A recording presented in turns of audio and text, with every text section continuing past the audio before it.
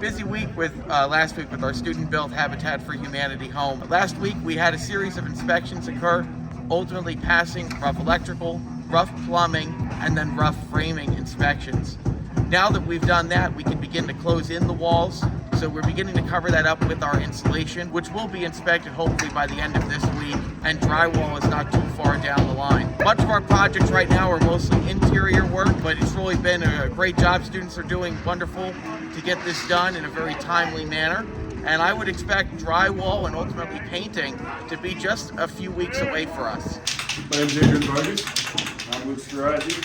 Right now we're running down we're spraying the lines.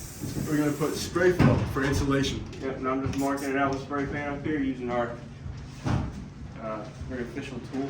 Right now we're taking out our straps for piping, and we're putting in plastic ones because the metal ones can damage the pipe. What's up, I'm James. This is Nick. Basically what we're doing here is we're measuring the middle of this window. We're measuring from there all the way to the wall, so we can see where the middle of the window is, and so we can order some cabinets to be right now.